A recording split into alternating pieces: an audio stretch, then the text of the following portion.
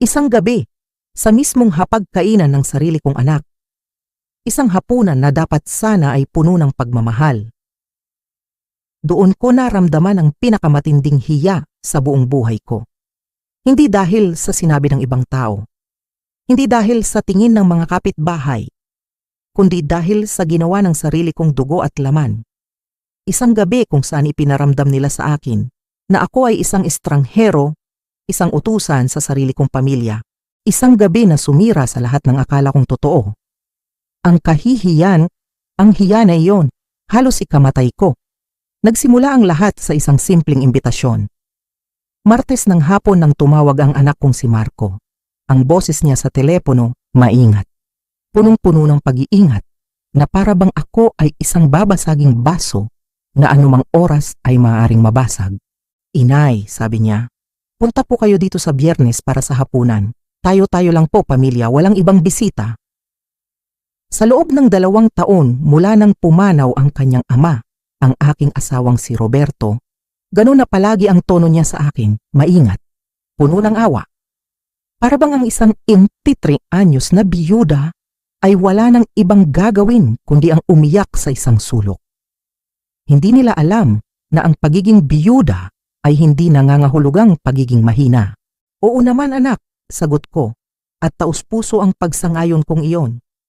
Ang bahay namin sa farm sa Batangas, ang bahay kung saan pinalaki namin ni Roberto ang aming mga anak. Napakalaki na ng pakiramdam nito ngayon. Punong-puno ng mga alaala ng 40 taon, ngunit ang katahimikan na dulot ng pag-iisa ay nakakabingi. Kaya't ang isang hapunan kasama ang pamilya ay isang biyayang hindi ko tatanggihan. Ilang taon na nga ba akong gumanap bilang ang ilaw ng tahanan? Mula pa noong nagsisimula pa lang kami ni Roberto. Ako ang nagbabudget ng lahat. Ako ang nag-aasikaso ng bahay. Ako ang nag-aalaga sa mga bata. Kahit noong nag-asawa na si Marco, ako pa rin ang tumulong sa kanila para makapagpundar. Ang down payment sa bahay na tinitirhan nila ngayon, galing yun sa ipon ko, sa perang pinaghihirapan namin ni Roberto sa bukid. Pero para sa kanila, ako ay isang anino na lang. Isang taong nandyan lang, pero hindi na pinapansin. Hanggang sa dumating ang gabing iyon, ang gabi kung kailang ipinaramdam nila na ako ay wala ng silbi. Dumating ako sa bahay nila ng 6:30. Dala-dala ko ang paborito nilang leche flan na ako mismo ang gumawa. Nay Elena, bati ng manugang kong si Isabela, sabay halik sa hangin malapit sa pisngi ko. Laging maganda si Isabela sa paraang pinag-iingatan. Ang buhok laging may kulay, ang damit kahit pambahay ay mamahalin, at ang ngiti, isang ngiting hindi kailanman umabot sa kanyang mga mata. Naku, nag-abala pa po kayo, may dessert na po kami. Gusto kong gumawa, simpleng sagot ko sabay abot ng dala ko. Ang bango sa loob ng bahay ay pamilyar, lechon manok at kanin. Pero may iba pa. Isang amoy na hindi ko matukoy. Pabango ng lalaki siguro. May kung anong kumurot sa alaala ko, pero mabilis din itong nawala. Si Sofia, tanong ko, hinahanap ang aking apo. Nasa sleepover po, Nay, sabi ni Isabela. Naisip po namin na mas maganda kung tayong mga matatanda lang muna ngayong gabi. May kakaiba sa tono niya, pero bago ko pa masuri iyon, lumabas si Marco mula sa kusina. Niyakap niya ako, at naramdaman ko ang tensyon sa kanyang mga balikat. Ang yakap niya, mas matagal ng kaunti kaysa sa dati. Inay, buti nakarating po kayo. Siyempre naman, sabi ko. Tinitigan ko ang mukha niya. Ayos ka lang ba, anak? Mukha kang pagod. Stress lang po sa trabaho, inay, sagot niya. Pero umiwas siya ng tingin. Halina po kayo, kumain na tayo. Nakahanda na ang lahat. At doon sa kanilang hapagkainan, nagsimula ang lahat. Ang mesa, nakahanda gamit ang kanilang pinakamagandang kubyertos. May mga kandila, may mahinang tugtog ng kundiman. Napakaganda, napakapormal, hindi tulad ng karaniwan naming mga hapunan. At doon ko ito nakita. 4 na plato, 4 na set ng kutsara at tinidor, 4 na baso ng alak, pero 3 lang kami. Ang ika-4 na upuan ay nasa kabisera ng mesa, ang pwesto ni Roberto. Ang pwesto na palagi niyang inuupuan sa aming sariling bahay. Ang pwesto ng haligi ng tahanan. Nanikip ang dibdib ko. Marco, sabi ko, at nagulat ako sa tibay ng aking boses. Bakit may 4 na pwesto at sa isang iglap namutla siya? Literal na namutla. Nawala ang kulay sa kanyang mukha na para bang binuksan ang isang gripo. Ang kamay ni Isabela ay napapunta sa kanyang bibig at sa loob ng ilang segundo walang nagsalita. Ang musika ay nagpatuloy, ngunit ang tensyon sa silid ay parang usok na unti-unting pumuno sa bawat sulok. Sila, ang sarili kong pamilya, ay may itinatagong malaking sekreto at sa gabing iyon sa harap ng isang upuang walang laman, ipinaramdam nila sa akin ang pinakamasakit na katotohanan. Na sa loob ng 2 taon, nabuhay ako sa isang kasinungalingan.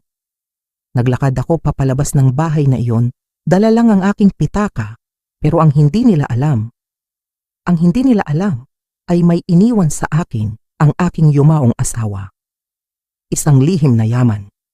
Isang atas na magbubukas ng lahat ng sikreto. Ang kaawa-awang lola na ipinaramdam nilang wala ng silbi. Ang lolang iyon ay malapit nang maging isang mangangaso. Gusto nilang manahimik na lang ako, mawalan ng boses. Ngayon, babawiin ko hindi lang ang aking bahay. Babawiin ko ang aking dangal. At bibigyan ko sila ng isang aral na ikukwento nila hanggang sa kanilang mga apo. Isang aral tungkol sa paggalang, katotohanan, at sa lakas ng isang inang inapi. Kung naranasan mo nang maramdamang isa kang estranghero sa sarili mong tahanan, i-like at i-share mo ang video na ito. At huwag kalimutang magkomento sa ibaba. Kwentuhan mo ako, saan ka nanonood? Pakinggan natin ang kwento mo. Muling bumalik ang tingin ko sa mesang iyon. Sa pang-4 na upuan. Isang upuang walang laman, ngunit parang may bigat na hindi ko maipaliwanag. Tumingin muli ako sa aking anak, kay Marco, at sa pagkakataong ito mas matigas na ang aking boses. Marco, sabi ko ulit, ano ang nangyayari? Nagpalitan sila ng tingin ni Isabela. Isang tingin na puno ng takot at pag-aalinlangan. Iyon ang mga tingin na parabang nagtatanong, sasabihin na ba natin? Ito na ba ang tamang oras? Umiling ng bahagya si Isabela, pero si Marco, huminga siya ng malalim na parabang isang taong malulunod na susubok lumangoy sa huling pagkakataon. Tumingin siya sa akin, diretso sa aking mga mata. Inay, dahan-dahan niyang sinabi, bawat salita ay maingat na pinipili. Mayroon po kaming hindi sinabi sa inyo. Naramdaman ko ang pag-ikot ng paligid. Napahawak ako sa likod ng isang silya para suportahan ang sarili ko. Tungkol saan? Tungkol po kay Itay. Umupo po muna kayo, Nay, sabi ni Isabela. At ang boses niya ay mas malumanay na ngayon, puno ng awa na ayaw kong maramdaman. Mahirap po itong pag-usapan. Umupo ako, pero pinili ko ang silyang pinakamalapit sa pinto. Isang parte sa akin ang nagsasabing, kailangan ko ng madaling labasan. Sabihin niyo na. Umupo si Marco sa tapat ko. Ang kanyang mga palad ay nakapatong sa mesa na parabang doon siya kumukuha ng lakas. Si Itay po, hindi po siya namatay sa paraang alam ninyo. Inatake siya sa puso, sabi ko, at ang sarili kong boses ay parang nanggagaling sa malayo. Sabi ng doktor, mabilis lang daw, hindi siya nahirapan. Totoo po iyon, Inay, sagot ni Marco. Pero mayroon pa pong iba. Sa mga buwan bago siya pumanaw, may iniimbestigahan po si Itay. Isang bagay na ikinatakot niya. Tinitigan ko ang anak ko.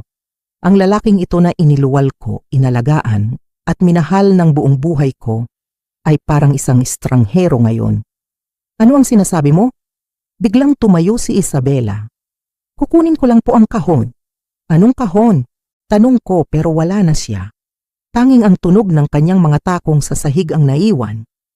Inilamos ni Marco ang kanyang mukha gamit ang 2 kamay. Ang pagod sa kanyang mukha ay hindi na maitago. Ilang linggo po bago siya mamatay, kinausap ako ni Itay. Balisa po siya, Nay. Hindi ko pa siya nakitang ganun katakot sa buong buhay ko. Binigyan niya ako ng isang kahon, isang baul na nakakandado, at pinangako niya sa akin na itatago ko itong mabuti. Sabi niya, kung may mangyari sa kanya, dapat daw akong maghihintay ng 2 taon. At pagkatapos noon saka ko lang daw po dapat sabihin sa inyo. 2 taon. Paulit-ulit na umikot sa isip ko ang mga salitang iyon. 2 taon. Bakit 2 taon? Sabi po niya, kailangan niyo raw po muna ng panahon para magluksa. Panahon para maging sapat na malakas para harapin kung ano man ang nasa loob. Bumalik si Isabela, dala ang isang maliit na baul na gawa sa narra. May mga tansong palamuti ito sa mga kanto at isang maliit na susian sa harap. Dahan-dahan niya itong inilapag sa mesa sa pagitan namin. Agad kong nakilala ito. Ito ang lumang baul ni Roberto. Ang baul na ginawa pa ng kanyang ama para sa kanya. 50 taon na ang nakalipas. Nakaukit pa doon ang kanilang mga inisyal na magkasama. RC at JC, Roberto Cruz at Jose Cruz. Nasa bodega ito, sabi ko. Nakita ko ito nung isang buwan nang hinahanap ko ang mga palamuting pamas ko. Hindi po, inay, mahinang sabi ni Marco. Iba po iyon. Gumawa po si Itay ng kopya, parehong kahoy, parehong disenyo, para ilagay sa pwesto nito. Ayaw po niyang malaman ninyo na nawawala ang isang ito. Ang asawa ko ay niloko ako. Ang lalaking pinagkatiwalaan ko ng buong buhay ko ay may mga itinatago sa akin. Gumawa siya ng mga pekeng kahon para pagtakpan ang kanyang mga lihim. Isang malamig na kaba ang gumapang sa aking likuran. Buksan mo, utos ko. Inay, sigurado po ba kayo? Buksan mo. Ang sigaw ko ay umaling-awngaw sa tahimik na silid. Kinuha ni Marco ang isang maliit na tansong susi mula sa kanyang bulsa. Nanginginig ang kanyang mga kamay habang ipinapasok niya ito sa susian. Isang mahinang click ang narinig at dahan-dahang bumukas ang takip ng baul. Ang loob nito ay nahahati sa mga kompartimento na nababalutan ng pulang pelos, parang isang lalagyan ng alahas. Pero hindi alahas ang laman nito, kundi mga dokumento, mga litrato, at sa ibabaw ng lahat isang sulat na isinulat mismo ni Roberto. Ang pangalan ko, nakasulat sa pamilyar niyang kamay. Elena, mahal ko, kung binabasa mo ito, ibig sabihin ay wala na ako. Patawarin mo ako sa mga lihim, patawarin mo ako sa mga kasinungalingan, pero higit sa lahat, patawarin mo ako sa matutuklasan mo. Ang buhay natin ay totoo. Ang pagmamahal ko sa iyo ay totoo. Pero ang nakaraan ko ay pag-aari ng ibang tao. Sunugin mo ang lahat ng nasa kahon na ito pagkatapos mong basahin. Huwag kang magtitiwala kahit kanino. At kahit anong mangyari, huwag mong ipaalam sa kanila na alam mo na. Ang buhay mo ay maaaring nakasalalay dito. R. Nanginginig kong ibinaba ang sulat. Ang mga salita ay parang mga punyal na tumusok sa puso ko. Ano ang ibig sabihin nito? Sino ang kanila? Ang mukha ni Marco ay tila mas tumanda ng 10 taon sa liwanag ng kandila. Hindi ko po alam, inay. Hindi po sinabi sa akin ni Itay. Ang sabi niya lang, kapag lumipas na ang 2 taon, kailangan niyo na raw pong malaman ang katotohanan. Ang katotohanan tungkol sa kung sino talaga siya bago siya dumating dito sa Batangas. Kung bakit hindi niya kailanman ikinuwento ang pamilya niya at kung saan galing ang pera. Anong pera? Kumuha si Isabela ng isang litrato mula sa kahon at idinulas ito sa ibabaw ng mesa. Isang binatang nasa edad 20, gwapo at nakangiti.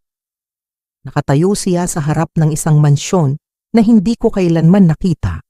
Ang suot niya ay isang mamahaling suit at nakaakbay siya sa isang magandang babae na nakasuot ng perlas. Ang binata ay si Roberto. Ngunit ibang-iba siya. Ang ayos ng buhok, ang ekspresyon na may halong yabang. Ang buong tindig niya ay nagpapakita na galing siya sa isang mundong malayong-malayo sa probinsya. Sino ang babaeng iyan? Bulong ko. Hindi po namin alam, sabi ni Marco. Pero tingnan niyo po ang petsa sa likod. Binaliktad ko ang litrato. Nakasulat sa kupas na tinta. Tagaytay, Hulyo 1982. Hulyo 1982. Isang buwan bago dumating si Roberto sa Batangas, sakay ng isang luma at kalawanging truck, naghahanap ng trabaho sa bukid. Isang buwan bago siya pumasok sa karinderya kung saan ako nagtatrabaho noon, umorder ng kape at pie at nagtanong kung may alam akong naghahanap ng tauhan. Isang buwan bago nagsimula ang aming buhay. Mayroon pa po, sabi ni Marco, halos pabulong na lang. Kumuha siya ng isang naninilaw na gupit mula sa dyaryo. Ang papel ay napakaluma na halos madurog sa kanyang mga daliri. Ang headline, kilalang tagapagmana ng pamilya sa Maynila, nawawala. Hinihinalang may foul play. Hindi ako makahinga. Hindi ako makapag-isip. Ang litratong kasama ng balita ay ang parehong binata mula sa naunang litrato. Ngunit ang pangalan sa ilalim nito ay hindi Roberto Cruz. Ang pangalan ay Jaime Roxas III. Inay, sabi ni Marco, at narinig ko ang takot sa kanyang boses. Sa tingin ko po, may tinatakasan si Itay. At sa tingin ko, napalunok siya ng malalim. Sa tingin ko po, natagpuan na siya ng mga taong tinatakasan niya. Dingdong. Ang tunog ng doorbell. Bigla kaming lahat natigilan. Ang tunog ay umalingaw-ngaw sa buong bahay, isang tunog na mali at nakakabagabag sa biglaang katahimikan. Ang tunog ng doorbell ay parang isang putok ng baril sa gitna ng gabi. Bigla akong nahimasmasan mula sa pagkabigla. Ang takot na naramdaman ko kanina ay napalitan ng isang kakaibang kalinawan. Ang adrenaline ay dumaloy sa aking mga ugat. Hindi po kami nag-aabang ng bisita. Bulong ni Isabela, ang mukha niya ay kasing puti ng papel. Dahan-dahang tumayo si Marco lumakad patungo sa bintana. Maingat niyang sinilip ang labas. Nang humarap siya sa amin, ang kanyang ekspresyon ay sapat na para kumpirmahin ang pinakamatindi kong kinatatakutan. May isang itim na SUV sa labas. Tinted ang mga salamin. 2 lalaking naka-Amerikana ang kalalabas lang. Tumunog muli ang doorbell. Sa pagkakataong ito mas matagal. Mas mapilit. Huwag niyong bubuksan, narinig kong sinabi ko. At ang boses ko ay matigas at kakaiba. Hindi ito ang boses ng isang malumanay na byuda na kilala ng lahat. Marco, meron bang pinto sa likod? Inay, ano po ang... May pinto ba sa likod? Inulit ko. Mas malakas ngayon. Opo, sa kusina. Agad kong kinuha ang baul, isinilid ang sulat ni Roberto sa aking pitaka, kasama ang litrato at ang gupit ng dyaryo. Ang aking mga kamay ay kumilos ng may katiyakan na ikinagulat ko. Makinig kayong mabuti sa akin, sabi ko. Tinitingnan silang dalawa. Bubuksan ninyo ang pinto pagkalipas ng 30 segundo. Sasabihin ninyo sa kanila na umalis ako 1 oras na ang nakalipas. Umarte kayong natural na nagulat kayo sa pagdating nila. Kaya nyo ba yon? Tinitigan nila ako na para bang tumubo ang pangalawang ulo ko. Tumunog ang doorbell sa 2 pagkakataon at ngayon ay may kasama ng malalakas na katok. Isang uri ng katok na nagsasabing hindi sila aalis. Kaya nyo ba? Tanong ko ulit, mas apurahan. Dahan-dahang tumango si Marco. Si Isabela ay mukhang takot na takot pero nagawa pa ring tumango. Mabuti, sabi ko, habang naglalakad patungo sa kusina. Huwag niyo akong tatawagan, huwag mag-text. Ako ang kokontak sa inyo kapag ligtas na. Tandaan ninyo, para ito sa kaligtasan ng lahat. Inay, sandali. Pero wala na ako. Mabilis akong lumabas sa pinto sa likod, sa gitna ng kadiliman ng gabi. Ang baul ni Roberto ay mahigpit kong yakap. Ang aking asawa ay may ibang pagkatao, isang taong napakahalaga na may mga taong naghahanap pa rin sa kanya kahit 43 taon na ang nakalipas. At ngayon, patay na siya. At ako naman ang kanilang hinahabol. Nagmaneho ako ng halos 20 minuto bago ko pinayagan ang sarili kong mag-isip. Ang farm ay mga 40 minuto mula sa subdivision ni na Marco. Puro likulikong daan sa probinsya. Panay ang tingin ko sa rear view mirror, naghahanap ng mga ilaw ng sasakyan na sumusunod. Wala. Tanging kadiliman lang. Nang makarating ako sa aming graba na daanan, tumigil na ang panginginig ng aking mga kamay. Ang bahay namin ay madilim, maliban sa ilaw sa beranda na iniwan kong bukas. Isang ugali na nakasanayan ko nung nabubuhay pa si Roberto para may liwanag siyang uuwian. Si Roberto, si Jaime. Kung sino man siya. Pumasok ako sa loob, nilock ang pinto at sa unang pagkakataon sa loob ng maraming taon, isinara ko rin ang deadbolt. Ang bahay ay parang naging iba. Bawat anino ay tila may itinatago. Bawat lagitik ng kahoy ay nagpapakaba sa akin. 41 taon akong nanirahan dito, pero bigla parang teritoryo ito ng kaaway. Nagtimpla ako ng matapang na kape at inilatag ang lahat ng laman ng baul sa mesa sa kusina, sa ilalim ng matapang na ilaw. Ang gupit ng dyaryo ay may petsang Agosto 15, 1982. Binasa ko ito ng 3 beses. Si Jaime Roxas III, 26 anyos, tagapagmana ng Roxas Textiles, ay nawawala na ng 3 linggo. Kinumpirma ng pulisya sa Maynila na may posibilidad ng foul play. Ang kanyang ama, si Jaime Roxas Jr., ay nag-alok ng 5 milyong piso bilang pabuya. 5 milyon noong 1982. Iyon ay napakalaking halaga. Isang halaga na mag-uudyok sa mga tao na maghanap ng napakatagal. May mga litrato pa. Si Roberto, si Jaime, sa mga charity ball, sa mga yacht club, sa mga polo match. Laging nakasuot ng mamahaling damit, kasama ang magagandang tao, laging mukhang kabilang sa isang mundong malayong malayo sa Batangas. At pagkatapos natagpuan ko ang anunsyo ng kasal.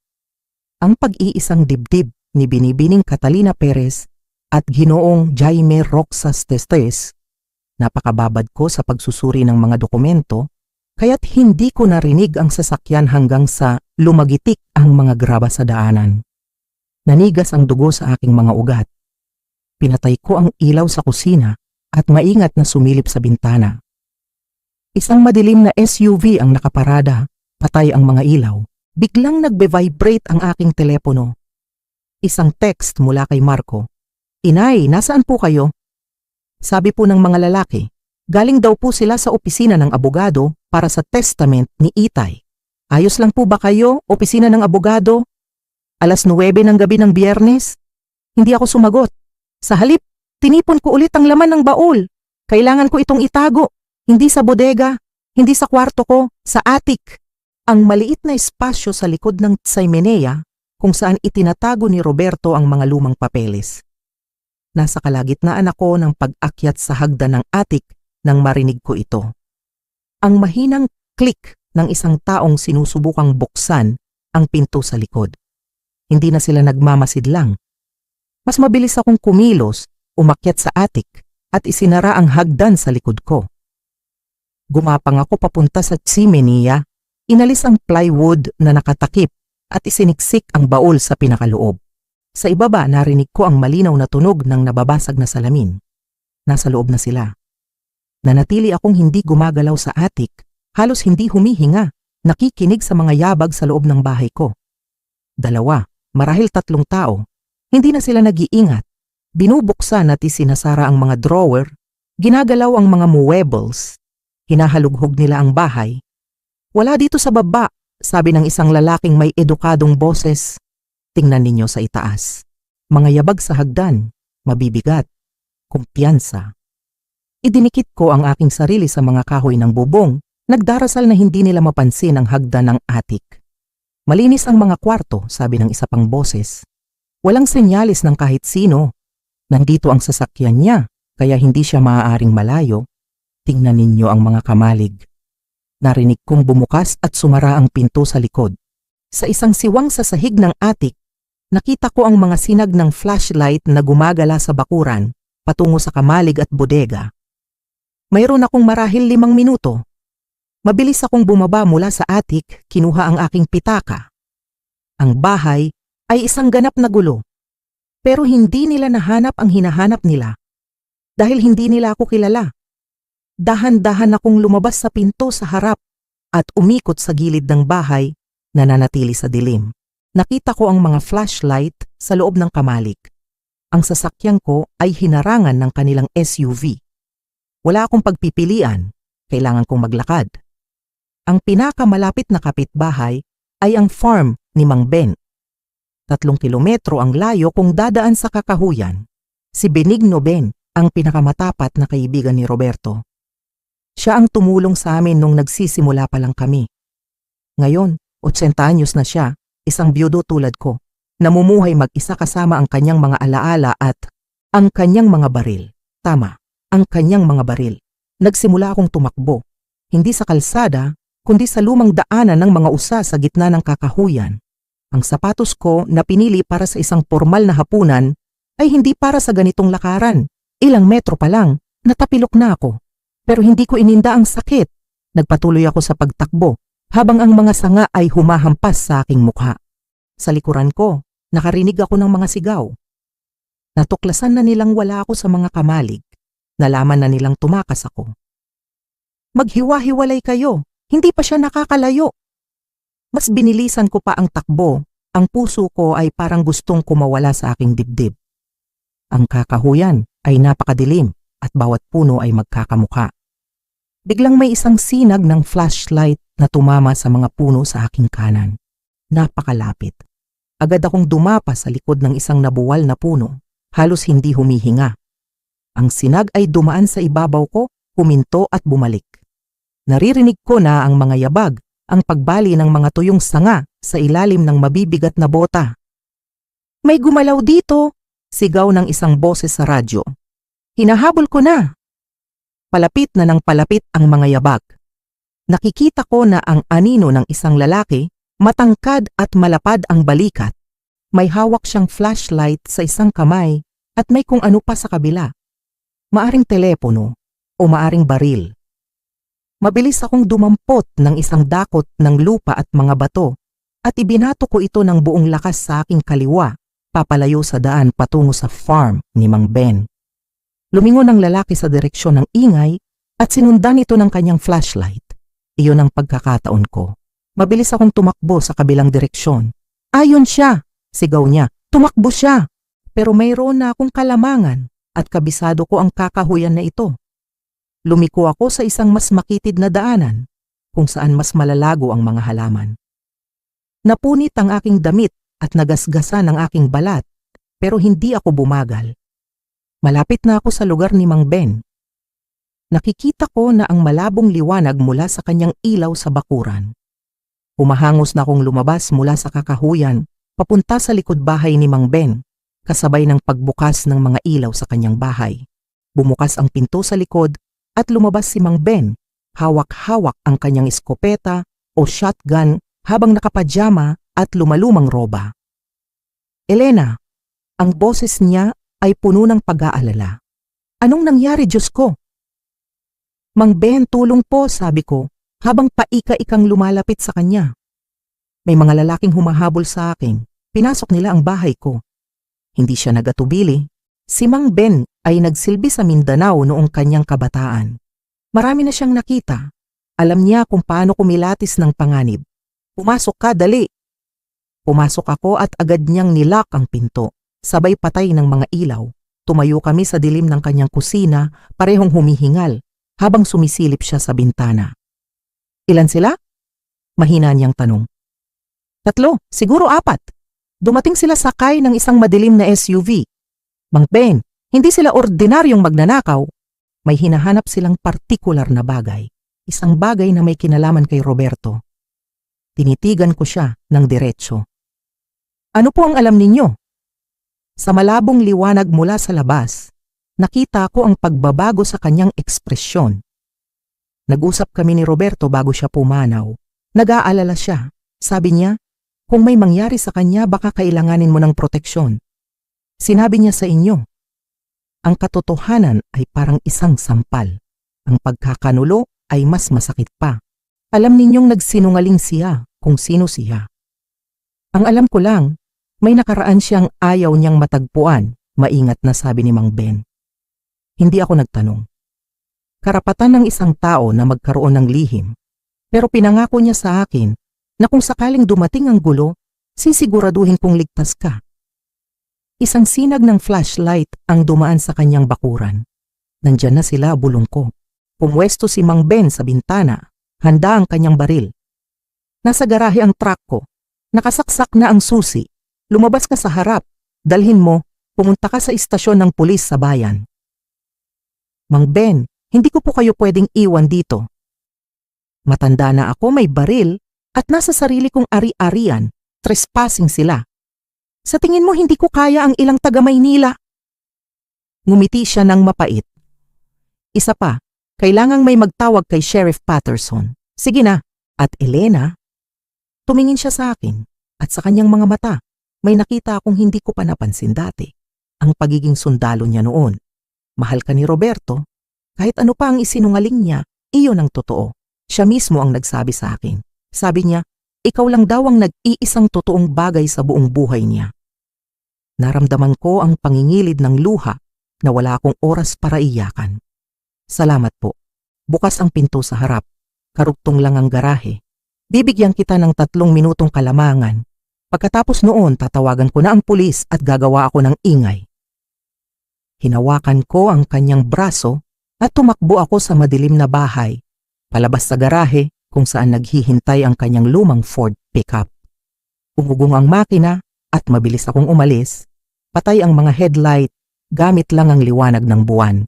Sa rear view mirror, nakita ko ang mga sinag ng flashlight na papalapit sa bahay ni Mang Ben.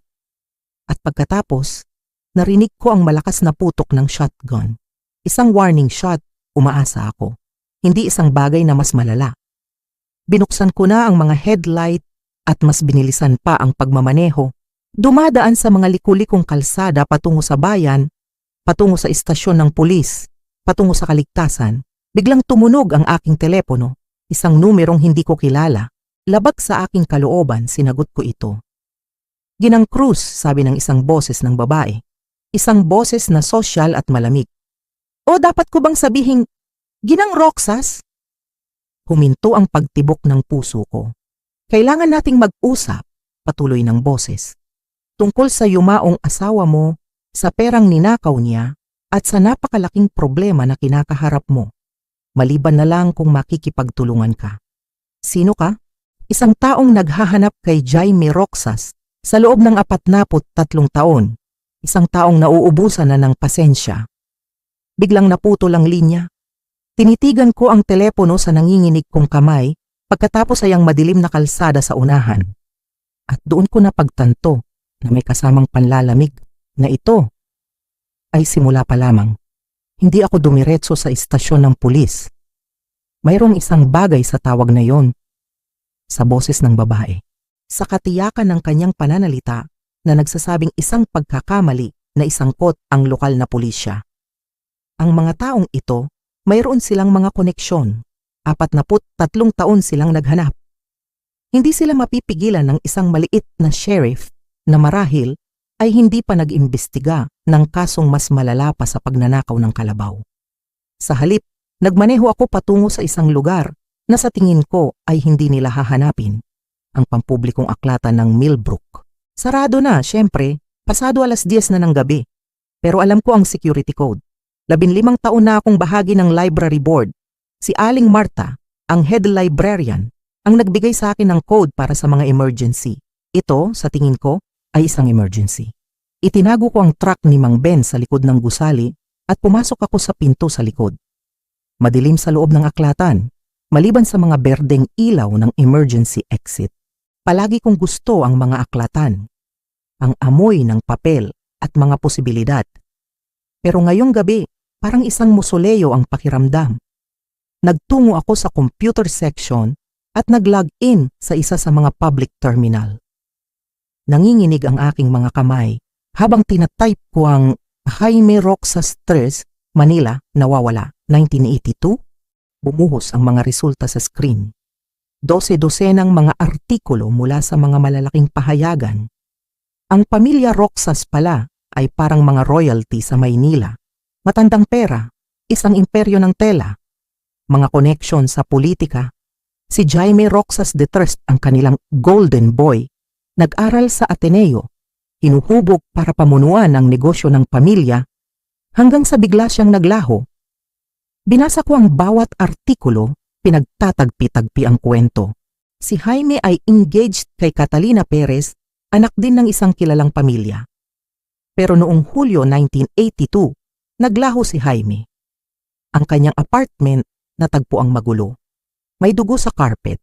Naghinala ang pulisya ng foul play pero walang bangkay, walang testigo. Naghanap ang pamilya sa loob ng maraming taon. Mga pribadong investigador, pabuya, kahit mga manghuhula. Wala. Sa huli, idineklara na lang siyang legal na patay. Pero malinaw na may isang taong hindi tumigil sa paghahanap. Hinanap ko ang pangalan ni Catalina Perez at nakakita ako ng isang mas bagong artikulo. 5 taon na ang nakalipas. Pilantropong si Catalina Perez Alcantara nag-donate ng 250 milyong piso sa Children's Hospital. Ikinasal na pala siya sa iba, isang diplomat na nagngangalang Ricardo Alcantara. Ang litratong kasama ng artikulo ay nagpapakita ng isang eleganteng babae na nasa edad 60, perpekto ang ayos ng buhok, nakasuot ng perlas at may isang pilit ng ngiti na hindi umaabot sa kanyang mga mata. Mukha siyang isang taong hindi madaling magpatawad. Napakababad ko sa screen kaya't halos hindi ko narinig ang pagbukas ng pinto sa harap ng aklatan. Halos. Mabilis kong pinatay ang monitor at dumapa ako sa sahig sa likod ng circulation desk. Ang puso ko'y kumakabog ng napakalakas. Narinig ko ang mga yabag sa sahig. Mabagal, kumpiyansa. Ang tunog ng isang taong alam na alam ang kanyang ginagawa. Ginang Cruz, sabi ng isang boses ng lalaki. Ibang boses, mas bata may halong accent na hindi ko matukoy. Alam kong nandito ka. Ang truck sa labas ang nagpahamak sa'yo. Wala kaming intensyong saktan ka. Gusto lang naming makipag-usap. Nanatili akong tahimik. Halos hindi humihinga. Ang pangalan ko ay Daniel Reyes. Isa akong pribadong investigador. Inupahan ako ng pamilya Roxas para hanapin si Jaime. Para alamin kung ano ang nangyari sa kanya. Huminto siya. Alam kong natatakot ka. Pero hindi ako ang kaaway mo. Palapit na siya ng palapit sa desk. Nakikita ko na ang anino ng kanyang mga binti. Ito ang sa tingin kong nangyari, patuloy ni Daniel. Sa tingin ko, may natuklasan si Jaime na hindi niya dapat malaman. Isang bagay tungkol sa negosyo ng pamilya niya, isang bagay na ilegal.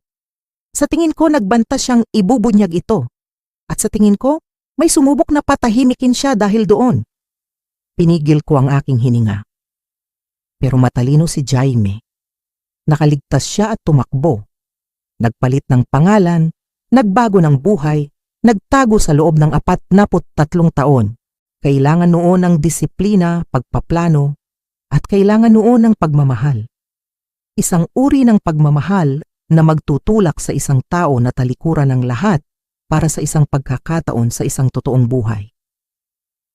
Sa kabila ng takot, naramdaman ko ang pagtulo ng luha sa aking mga pisngi. Ang tanong, mahinang sabi ni Daniel, ay kung ano ang dinala niya noong tumakbo siya. Anong ebidensya ang hawak niya? Dahil may isang taong napaka-interesado na siguraduhing mananatili itong nakabaon at ang mga taong iyon, ang mga taong pumasok sa bahay mo ngayong gabi. Hindi sila tulad ko. Hindi lang impormasyon ang gusto nila. Gusto nila ng eliminasyon. Yumuko siya. At bigla nagkaharap kami sa siwang sa ilalim ng desk. Mas bata siya kaysa sa inaasahan ko. Marahil nasa 40 na may madidilim na matang may bahid ng simpatya. Pakiusap, sabi niya. Hayaan mo akong tulungan ka bago ka nila mahanap ulit. Gumawa ako ng desisyon. Marahil mali ito. Pero sa pag-upo ko sa dilim, habang tinutugis at nag-iisa, nagpasya akong pagkatiwalaan ang lalaking may mabait na mga mata. Dahan-dahan akong tumayo, nakikita ang aking mga kamay. Tumayo rin si Daniel at nakita kong telepono lang ang hawak niya, hindi baril. Salamat, sabi niya. Paano mo nalaman na pupunta ako dito? Tanong ko. 3 linggo nakitang minamanmanan, Ginang Cruz. Pinag-aaralan ko ang mga gawain mo. Tuwing Martes, pumupunta ka sa aklatan. Kapag stress ka, nagbabasa ka. Mukha iyon ang lohikal na lugar. 3 linggo, ang ibig sabihin noon ay malalim. Minamanmanan mo na ako bago pa man dumating ang mga taong iyon. Kailangan kong siguraduhin na hindi ka bahagi ng kung anumang tinatakasan ni Jaime, na inosente ka. Isinuksok niya ang kanyang telepono sa bulsa. At oo nga pala, inosente ka. Wala kang kaalam-alam kung sino talaga siya. Hindi, sabi ko nang may kapaitan. Wala akong kaalam-alam na ang buong pagsasama namin ay isang kasinungalingan. Hindi iyon kasinungalingan, matatag na sabi ni Daniel. Nabasa ko na ang lahat ng report, bawat interview, bawat piraso ng impormasyon tungkol kay Jaime Roxas. Maraming siyang katangian, Mayaman, mayabang, pabaya, pero hindi siya magaling na aktor. Hindi niya kayang magpanggap ng 41 taong pagmamahal. Minahal ka niya, Ginang Cruz. Iyon ang sigurado ako. Kung ganoon, bakit siya nagsinungaling sa akin? Para protektahan ka. Dahil kung ano man ang alam niya, kung ano man ang hawak niya, ay sapat na mapanganib para ipapatay. At hanggang ngayon, ganun pa rin. Napaupo ako sa isa sa mga silya, biglang nakaramdam ng matinding pagod. Mayroong isang baul, sabi ko. Mga papel, litrato, dokumento. Iniwan niya ito sa aming anak. May utos na buksan ito 2 taon pagkatapos ng kanyang pagkamatay. Biglang tumalas ang mga mata ni Daniel. Nasaan yun ngayon? Nakatago, ligtas. Kailangan kong makita iyon. Bakit kita pagkakatiwalaan? Tinitigan ko siya ng diretso. Ikaw na mismo ang nagsabi na may mga taong gustong pumatay para makuha ang ebidensya. Paano ko malalaman na hindi ka nagtatrabaho para sa kanila? Hindi mo malalaman pag-amin niya. Pero isipin mo ito. Kung gusto kitang saktan, nagawa ko na sana 3 linggo pa lang ang nakalipas. Kung gusto kong sirain ang ebidensya, nasunog ko na sana ang bahay mo habang natutulog ka. Nandito ako dahil gusto ko ang katotohanan. At dahil nag-alinlangan siya. Dahil ang tiyuhin ko, si Carlos Reyes, siya ang orihinal na investigador na inupahan ng pamilya Roxas. Ginugol niya ang 30 taon ng kanyang buhay sa paghahanap kay Jaime at kinain nito ang kanyang buong pagkatao. Namatay siyang naniniwala na nabigo siya. Kinuha ko ang kaso para tapusin ang sinimulan niya, para bigyan siya ng kapayapaan. Mayroong isang bagay sa kanyang boses. Isang halo ng pighati at determinasyon. Isang pangangailangan para sa kasagutan na naintindihan ko dahil iyon din ang nararamdaman ko. Ang babaeng tumawag sa akin, sabi ko. Sinabi niyang nagnakaw ng pera si Roberto, si Jaime. Totoo ba yon? Dumilim ang ekspresyon ni Daniel. Iyon ang sinabi ng kanyang ama. Halos 1 bilyong piso ang nawala sa mga account ng pamilya bago maglaho si Jaime. Pero ito ang problema. Sinuri ko ang mga financial record. Hindi ninakaw ang pera. Maingat itong inilipat sa loob ng 6 na buwan bago siya nawala. Hindi tumatakas si Jaime dahil sa pagnanakaw. Mayroon siyang idinodokumento. Ano? Money laundering. Ang negosyo ng pamilya Roxas ay hindi lang tela. Ito ay isang front para sa paglilinis ng pera ng mga napakapanganib na tao. Nalaman ito ni Jaime at nangalap siya ng pruweba. Ang 1 bilyong iyon ang maruming pera na inilipat niya sa mga account kung saan ito matutuntun. Gumagawa siya ng isang kaso. Ang lahat ng mga piraso ng palaisipan ay unti-unting nabubuo sa aking isipan na may kasamang nakakasuklam na kalinawan. At pagkatapos ay pinuntahan nila siya. Oo, pero nakatakas siya at dinala niya ang ebidensya. Naisip ko ang baul na nakatago sa atik ko. Ang mga dokumentong hindi ko pa nasusuri. Ang babala ni Roberto, huwag kang magtitiwala kahit kanino. Kung totoo ang sinasabi mo, dahan-dahan kong sinabi. Kung ganoon, ang ebidensyang iyon ay sapat na para pumatay. Kahit pagkatapos ng 43 taon. Ang ilan sa mga taong sangkot ay buhay pa rin, makapangyarihan pa rin. Marami pa ring maaaring mawala sa kanila, sabi ni Daniel. Lumapit siya. Ginang Cruz, Elena, mapoprotektahan kita, pero kung hahayaan mo lang ako, bago pa man ako makasagot, nag-vibrate ang aking telepono. Isang text mula kay Marco. Inay, pakiusap, tawagan mo ako. Nasa ospital si Isabela. Naramdaman ko ang pag-ikot ng mundo. Ano? Nakita ni Daniel ang aking ekspresyon. Anong problema? Ipinakita ko sa kanya ang text. Nanginginig ang aking mga kamay. Napamura siya ng mahina. Nag-e-escalate na sila. Ginagamit na nila ang pamilya mo para pilitin ka. Kinuha niya ang kanyang telepono, mabilis na nag-type. Tatawag ako ng backup. Mga taong pinagkakatiwalaan ko. Kailangan nating ilagay sa ligtas na lugar ang anak mo at ang apo mo. Si Sofia, bulong ko. Nasa sleepover siya, sa bahay ng kaibigan niya. Mayroon ka bang address? Tumango ako, ang isip ko'y nagkukumahog. Sinabi ni Marco na nasaktan si Isabela. Gaano kalala? At bakit si Isabela ang pinuntirya nila at hindi si Marco? Maliban na lang kung pinuntirya rin nila si Marco. Maliban na lang kung ang text na yon ay hindi talaga galing sa kanya. Sandali. Hinawakan ko ang braso ni Daniel. Tawagan mo ang numero, huwag kang mag-text pabalik. Tawagan mo. Kung hindi, naintindihan agad ni Daniel. Pinindot niya ang call button at inilagay sa speakerphone ang tawag. 4 na beses itong nag-ring at pagkatapos, isang boses ng babae ang sumagot. Ang parehong sosyal at malamig na boses mula sa naunang tawag. Ginang Cruz, mabuti naman at naisipan mong tumawag. Ang anak mo ayos lang naman siya sa ngayon. Pati na rin ang manugang mo pero nauubos na ang pasensya ko. Ano ang gusto mo? Ang boses ko ay lumabas na matatag at malamig. Gusto ko kung ano ang ninakaw ni Jaime sa pamilya ko. Gusto ko ang mga dokumentong ginamit niya para pagtaksilan kami. At gusto ko iyon sa loob ng 12 oras. Kung hindi, isa-isang mamamatay ang mga mahal mo sa buhay. Huminto siya. Nagkakaintindihan ba tayo? Sino ka? Isang taong dapat ay matagal mo nang nakilala. Isang taong dapat sana ay naging pamilya mo. Ang boses ng babae ay puno ng kamandag. Ako si Catalina Perez Alcantara, ang fiancé ni Jaime. Ang babaeng iniwan niya nang walang paliwanag. Ang babaeng ginugol ang 43 taon sa pagtatanong kung bakit. Nanigas ako. Ikaw ang nasa likod nito, ng mga panloloob, ng mga banta. Ako ang nasa likod ng paghahanap sa katotohanan. Kahit ano pa ang mangyari, tumigas ang kanyang boses. 12 oras, Ginang Cruz, ang mga dokumento para sa kaligtasan ng pamilya mo. Tatawag ako ulit, Sean. Naputol ang linya. Nagkatinginan kami ni Daniel sa malabong liwanag ng aklatan. Hindi siya nagtatrabaho para sa mga taong naglaunder ng pera, dahan-dahan kong sinabi, habang unti-unting nauunawaan ang lahat. Kabaliktaran, kalaban niya sila.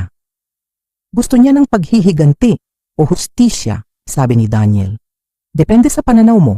Sa alinmang paraan, hawak niya ang pamilya ko at gusto niya ang ebidensya na maaaring sumira sa mga makapangyarihang tao. Tumayo ako. Kailangan nating kunin ang baul na yon ngayon bago pa may masaktan na iba. Nasa farm mo yon. Oo. Kung ganoon, kailangan nating maging mas matalino kaysa sa kanila. Sabi ko, tinitigan siya. Sinabi mong gusto mo ang katotohanan. Heto na ang pagkakataon mo. Pero intindihin mo ito. Kapag binuksan natin ang baul na iyon, kapag nakita natin kung ano ang pinrotektahan ni Roberto, ni Jaime, sa loob ng 43 taon, wala nang atrasan. May mga taong mamamatay, marahil kasama na tayo doon. Ngumiti ng mapait si Daniel. Ginang, 3 taon na akong humahabol sa mga multo. Handa na ako para sa mga totoong sagot. Kung ganoon, sabi ko, ang determinasyon ay dumadaloy sa aking mga ugat. Tara na't kunin natin ang mga iyon. Lumabas kami sa pinto sa likod sa gitna ng malamig na gabi at doon ko napagtanto ng may kasamang katiyakan na ang babaeng ako dati, ang malumanay na byuda, ang pasensyosang lola, ang babaeng gumagawa ng leche flan at nagboboluntaryo sa aklatan ay wala na. Ang pumalit sa kanya ay isang taong mas matigas, mas matalas. Isang taong naging asawa ng isang lalaking nakatalo sa ilan sa mga pinakapanganib na tao sa mundo sa loob ng 4 na dekada. Isang taong natuto mula sa kanya kahit hindi niya namamalayan. Ang mga mangangaso ay naging ang tinutugis. At tapos na akong tumakbo. Dumaan kami sa mga likulikong daan ng Batangas, papalapit sa aming farm. Ngunit sa pagkakataong ito, hindi kami dumaan sa pangunahing kalsada. Itinuro ni Daniel ang isang landas na madalas naming gamitin noong mga bata pa sina Marco. Isang shortcut na dumadaan sa likod ng property ng aming kapitbahay.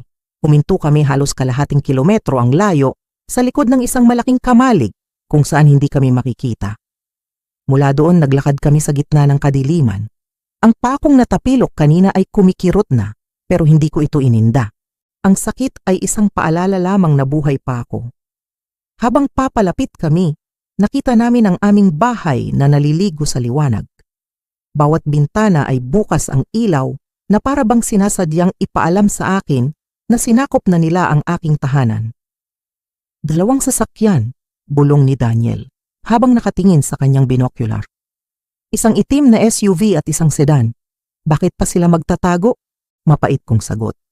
Hawak na nila ang gusto nila, ang leverage. Babalik ka na nga ba? Tanong niya. Tumingin ako sa kanya. Ang mga mata ko ay matatag sa dilim. Nandito na ako, hindi ba? Umikot kami, nananatili sa gilid ng mga puno hanggang sa marating namin ang hilagang bahagi ng bahay kung saan pinakamadilim. Ang attic, bulong ko. Nakatago ang baul sa likod ng tsimeneya, pero hindi tayo pwedeng pumasok mula sa loob. May iba bang paraan? Inalala ko ang bawat sulok ng aming bahay, ang bawat pagbabago na ginawa namin ni Roberto sa loob ng 40 taon. Ang bubong, sabi ko. May isang maliit na pinto sa hilagang bahagi na diretso sa attic. Ikinabit iyon ni Roberto 15 taon na ang nakalipas nung may mga daga sa taas. Para masuri niya ang sira nang hindi dumadaan sa loob ng bahay. Kaya mo bang umakyat? 63 anyos ako, hindi patay, sagot ko. Ngumiti si Daniel sa kabila ng tensyon. Sige, tara na. Gumapang kami papalapit. Ang pinto sa attic ay nasa taas, mga 12 talampakan ang layo at maaabot lamang sa pamamagitan ng lumang bakal na hagdan na ikinabit ni Roberto sa likod ng mga gumagapang na rosas. Naging mailap na ang mga rosas mula nang mamatay siya, ang mga tinik ay kasinlaki ng mga daliri, pero nagsilbi rin itong panakip. Nagsimula akong umakyat, hindi ininda ang mga tinik na sumisira sa aking damit at balat. Sumunod si Daniel sa ibaba. Sa itaas, pilit kong binuksan ang pinto. Nanigas ito dahil sa katagalan at sa isang nakakatakot na sandali, inakala kong hindi na ito mabubuksan. Ngunit sa huli, bumigay ito at hinila ko ang aking sarili papasok sa dilim ng attic. Sumunod si Daniel at isinara ang pinto sa likod namin. Humiga kami ng tahimik, nakikinig. Sa ibaba narinig namin ang mga yabag, mga boses na nagbubulungan. May isang tumawa, isang tunog na napakakaswal at napakamali na nagpatindig ng aking mga balahibo. Gaano katagal ang kailangan mo? Bulong ni Daniel sa aking tainga. 2 minuto. Gumapang ako papunta sa tsimeneya. Ang mga kamay ko ay kinakapa ang mga pamilyar na hugis sa dilim. Mga kahon ng palamuting pamasko, ang lumang baul ng mga damit ni Sofia noong sanggol pa, ang mga talaarawan ni Roberto tungkol sa pagsasaka. Naroon ang lahat, maliban sa plywood na nakatakip sa maliit na espasyo. Nakausog ito. Mga 6 na pulgada lang siguro, pero sapat na para malaman kung may nauna na sa akin. May nakahanap na sa baul. Huminto ang pagtibok ng puso ko. Pilit ko pa ring ipinasok ang aking kamay, kinakapa ang alikabok at insulation, desperado at hindi makapaniwala. Wala. Ang baul ay wala na. Daniel, bulong ko, nag-uumpisa ng masira ang aking boses. Wala dito. Mabilis siyang gumapang palapit, tiningnan din niya. Ang mukha niya ay seryoso sa malabong liwanag ng buwan na tumatagos sa mga siwang ng attic. Nahanap na nila, hindi sila. Ang realisasyon ay parang isang suntok. Naghahanap pa rin sila. Kung nakuha na nila ang baul, nakaalis na sana sila. Kung ganon, sino? Biglang may lumagitik na kahoy sa ibaba mismo namin. Natigilan kami. Tingnan ninyo ulit ang attic, sabi ng isang boses. Kabisado niya ang lugar na ito. Kung ako ang magtatago ng isang bagay na mahalaga, ilalagay ko ito sa isang lugar na madaling puntahan nang walang nakakaalam. Mga yabag sa hagdan ng attic. Nagkatinginan kami ni Daniel. Nakita ko ang sarili kong takot sa kanyang mga mata. Natrap kami. Ang pinto sa bubong ang tanging labasan namin, pero aabutin ng oras para bumaba. Bumukas ang hagdan ng attic. Hinila ko ang braso ni Daniel at dinala ko siya sa pinakamadilim na sulok. Nagtago kami sa likod ng isang tumpok ng mga lumang muebles, halos hindi humihinga habang ang mga sinag ng flashlight ay gumagala sa buong attic. Wala dito kundi alikabok at basura, sabi ng lalaki. Ang ilaw niya ay dumaan ilang pulgada lang mula sa aming pinagtataguan. Hindi siya ganun katanga para magtago ng isang bagay sa lugar na halata. Maghanap pa rin kayo, Gusto ng boss na halughugin ang buong lugar na ito. 2 na sila ngayon gumagalaw sa attic. Ilang sandali na lang at matatagpuan na nila kami. At pagkatapos, tumunog ang aking telepono. Hindi lang nagba-vibrate, tumunog. Ang masayang ringtone na itinakda ko para sa numero ni Marco. Napakalakas sa katahimikan ng attic. Lahat ay nangyari ng sabay-sabay. Ang flashlight ay bumaling sa amin. Sumugod si Daniel, tinakli ang pinakamalapit na lalaki. Gumapang ako papunta sa pinto sa bubong, habang ang telepono ko ay patuloy na tumutunog na parang isang beacon na nagtuturo sa aming posisyon. Hinawakan ng pangalawang lalaki ang aking bukong-bukong, hinila ako ng malakas at bumagsak ako. Ang ulo ko ay tumama sa isang kahoy. May mga bituin na sumabog sa aking paningin. Sa gitna ng ugong sa aking tainga, narinig ko ang ungol ni Daniel sa sakit. Narinig ko ang tunog ng mga kamao sa laman. Narinig kong may sumisigaw sa ibaba. Sinipa ko ang lalaki at lumuwag ang kanyang pagkakahawak. Gumapang ako, binuksan ang pinto at nagsimulang bumaba ng hindi lumilingon. "Elena, umalis ka na!" Sigaw ni Daniel mula sa itaas. Tumalon ako mula sa huling 6 na talampakan, bumagsak sa mga palumpong ng rosas. Ang mga tinik ay sumugat sa aking mga braso at mukha. Sa likuran ko, narinig kong sumusunod ang lalaki. Narinig ko ang mas maraming boses na papalapit. Tumakbo ako sa bakuran, lampas sa kamalig, papunta sa mga bukirin. Ang aking mga baga ay nag-aapoy. Ang aking paningin ay malabo dahil sa pagkakabagok. Ngunit patuloy akong tumakbo. Dahil ang paghinto ay nangangahulugang pagkahuli. At ang pagkahuli ay nangangahulugang malalaman nilang wala sa akin ang hinahanap nila. Ang pagkahuli ay nangangahulugang wala na akong silbi sa kanila. Ang pagkahuli ay nangangahulugang kamatayan. Nakatakbo ako siguro ng 200 yarda nang biglang may mga headlight na bumukas sa aking harapan, humarang sa aking daan, at ikinulong ako sa kanilang liwanag. Isang sasakyan. Hindi ko masabi kung anong uri. Nakabukas ang pinto. May isang taong nakatayo sa tabi nito. Ginang Cruz, isang boses ng babae, pamilyar, ngunit hindi ang boses mula sa telepono. "Pakiusap, huminto na kayo sa pagtakbo. Wala akong intensyong saktan ka." Dahan-dahan akong huminto, ang katawan ko ay humihingi ng hangin. Ang isip ko ay sinusubukang iproseso ang bagong banta na ito. Lumabas ang babae sa liwanag at nakita ko siya ng malinaw. Nasa edad 30 siya, propesyonal ang pananamit at nakapusod ng maayos ang kanyang buhok. At sa kanyang mga kamay, hawak niya ang baul na gawa sa nara ni Roberto. "Ang pangalan ko ay Jennifer Santos," mahinahon niyang sinabi. "Isa akong abogado. Ako ang tagapamahala ng testamento ng iyong asawa sa loob ng nakalipas na 2 taon. At sa tingin ko, kailangan nating mag-usap." Sa likuran ko, narinig ko ang mga sigawan. Naghiwa-hiwalay na sila para hanapin ako. Malapit na nila akong matagpuan. "Sumakay ka sa kotse," sabi ni Jennifer. "Ngayon na, bago ka nila makita."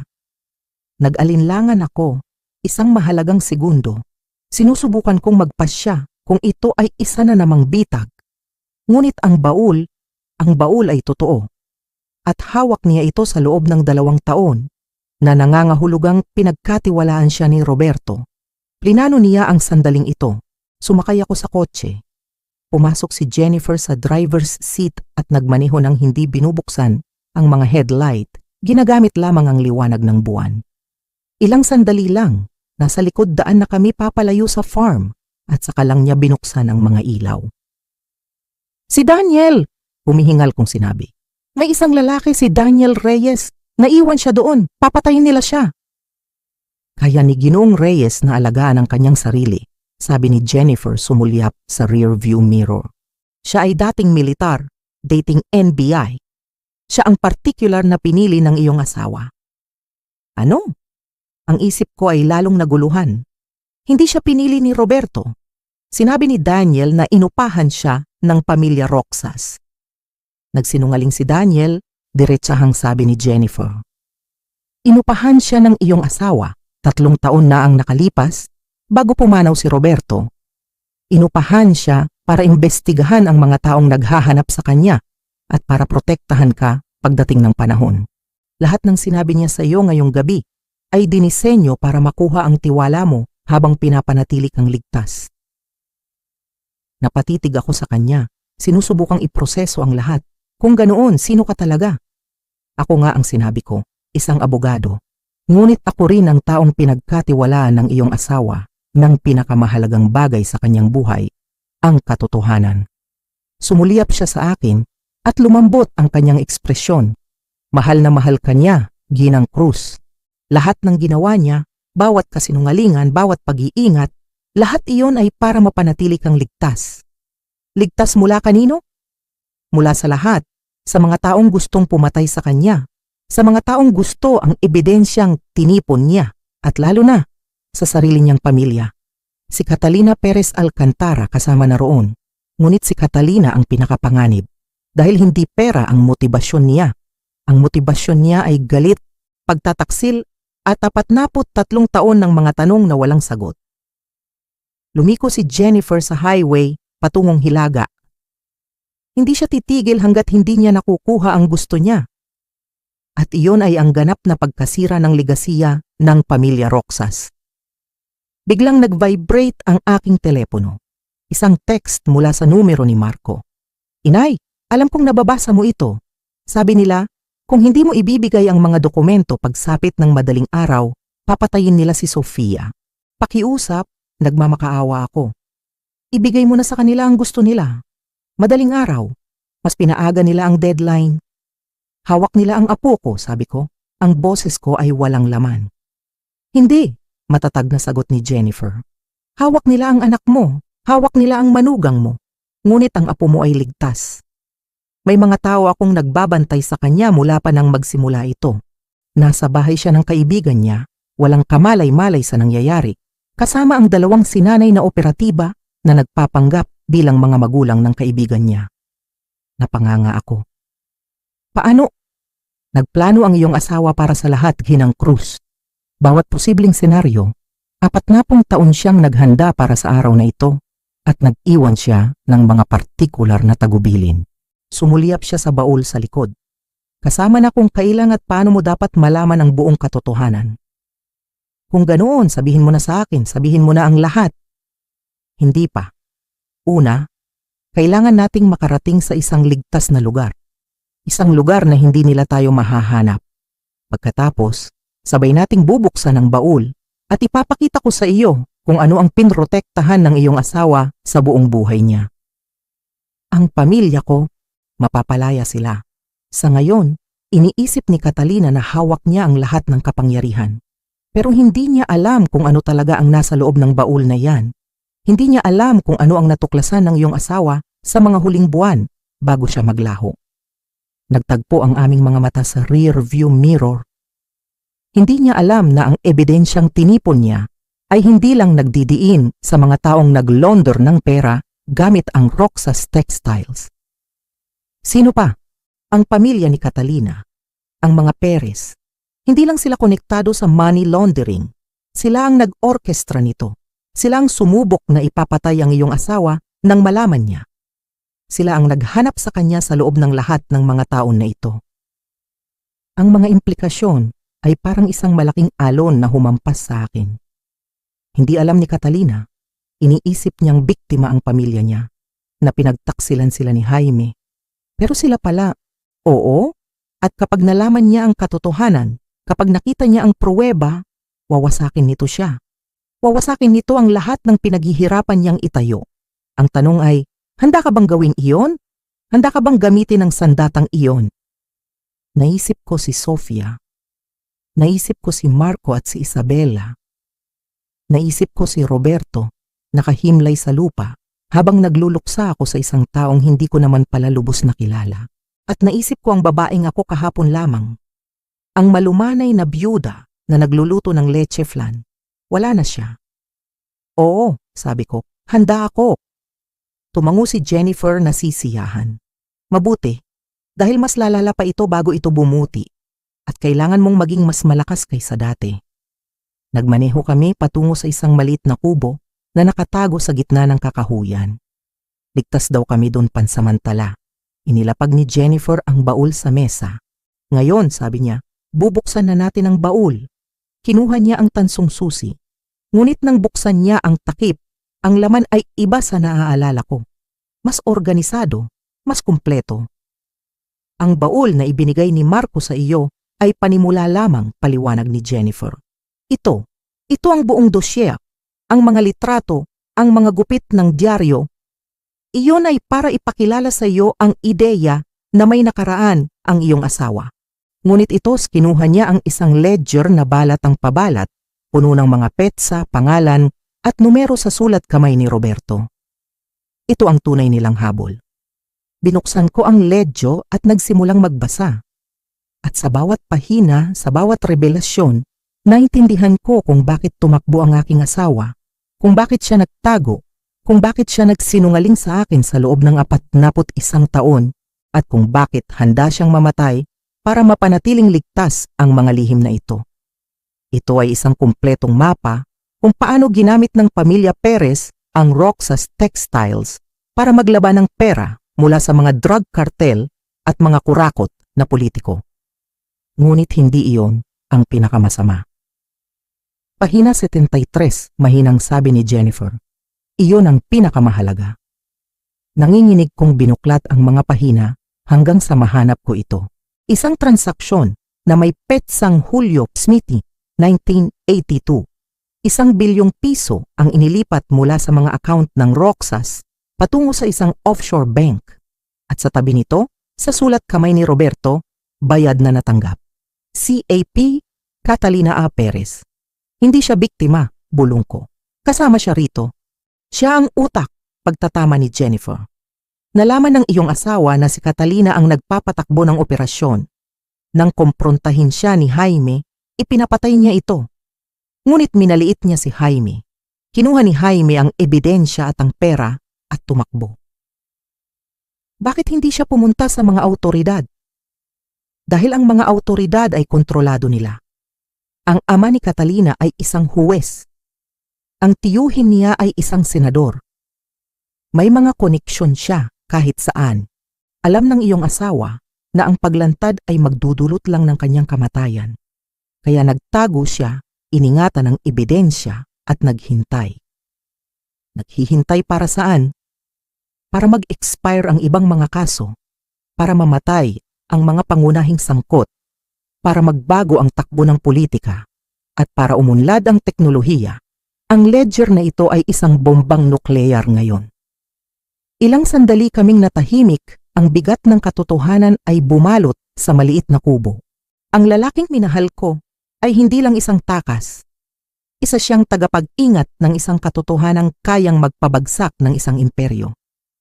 At ngayon, ang responsibilidad na iyon ay nasa aking mga balikat. Nag-vibrate ang aking telepono. Isang video file mula kay Catalina. Pinindot ko ang play, nanginginig ang aking mga daliri. Ipinakita sa video sina Marco at Isabella, nakatali sa mga silya sa isang lugar na mukhang bodega. Pagod na pagod sila, ngunit walang malubhang pinsala. Inay, sabi ni Marco, basag ang kanyang boses. Patawad po. Pinangako ko kay Itay pero dapat sinabi ko na sa inyo noon pa. May sumenyas siguro sa kanya sa labas ng kamera. Sabi po nila, kung ibibigay niyo ang gusto nila, pakakawalan nila kami. Pakiusap po, gawin niyo na lang po ang hinihiling nila. Pagkatapos ay lumipat ang video, si Sofia. Nakita ko siya sa bintana ng bahay ng kanyang kaibigan, tumatawa habang kinukulayan ang kuko ng kanyang kalaro. Inosente, walang kamalay-malay. Kita mo? Narinig ang boses ni Catalina, malamig at kontento. Lahat ng mahal mo abot kamay ko. Ang lokasyon ng bodega ay ipapadala sa iyo sa loob ng 1 oras. Mag-isa kang pumunta. Dalhin mo ang mga dokumento, walang daya. O kung hindi, sisimulan kong ipadala sa iyo ang mga piraso ng iyong pamilya. Nagtapos ang video. Tumingin ako kay Jennifer. Baliw siya. Desperada siya. May pagkakaiba doon. Si Jennifer ay nagtatype na sa kanyang laptop, nagbubukas ng mga mapa at satellite imagery. Pinrotektahan niya ang reputasyon ng kanyang pamilya sa loob ng 43 taon. Kung lalabas ang ebidensyang ito, mawawala sa kanya ang lahat. pera, estado, kalayaan, gugugulin niya ang natitirang bahagi ng kanyang buhay sa kulungan. Mabuti nga sa kanya. Tumingala si Jennifer at sa unang pagkakataon mula nang magkita kami ngumiti siya. Isang totoong ngiti. Sinabi ng asawa mo na iyan din ang sasabihin mo. Sabi niya, sa ilalim ng lahat ng kabaitan at pasensya, mayroon kang bakal sa iyong gulugod. Ipinagmamalaki niya iyon. Naramdaman ko ang pag-init ng aking mga mata, pero pinigilan ko ang pagluha. May oras para sa pagluluksa mamaya. Sa ngayon, kailangan kong maging ang babaeng pinaniniwalaan ni Roberto. Ano ang plano? Tanong ko. Pupunta tayo sa tagpuan, dadalhin natin ang mga dokumento, o mas tamang sabihin, dadalhin natin ang mga kopya. Ang mga orihinal ay mananatili dito. Lalagyan ka namin ng recording device. Kailangan nating makuha ang pag-amin ni Catalina sa tape. At pagkatapos, kikilos na si Daniel at ang kanyang team. Pagpapatuloy ko. Paano mo nalaman?